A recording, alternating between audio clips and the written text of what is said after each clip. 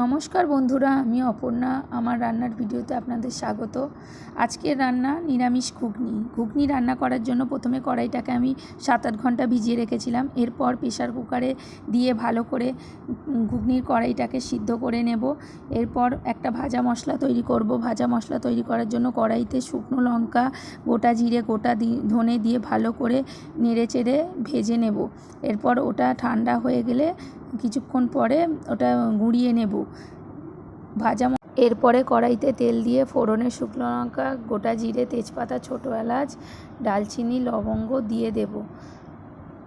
তেল গরম হয়ে গেলে ওটা দিয়ে ভালো করে নেড়ে চেড়ে ভেজে নেব।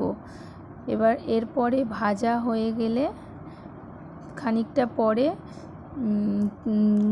কড়াইতে টমেটো, বেটে রাখা আদা, কাঁচা লঙ্কা বাটাটা দিয়ে দেব। এরপরে এক এক করে হলুদ গুঁড়ো, জিরে গুঁড়ো, ধনে গুঁড়ো,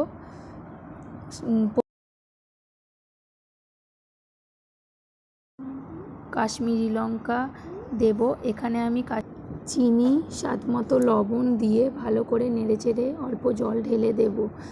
এরপর ভালো করে মশলাটা কষাতে হবে।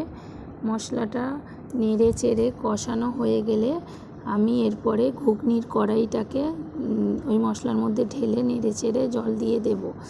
তারপর কিছুক্ষণ ফুটলে ওটা নেড়ে চেড়ে যেটা ভেজে রাখা মশলাটা ছিল ওটা দিয়ে ওপরে ছড়িয়ে দিয়ে রেখে দেব। এখন প্রায় ঘুগনি আমার রেডি হয়ে গেছে। এরপরে আমি ভালো করে বাটিতে ঢেলে সাজিয়ে পরিবেশন করলাম।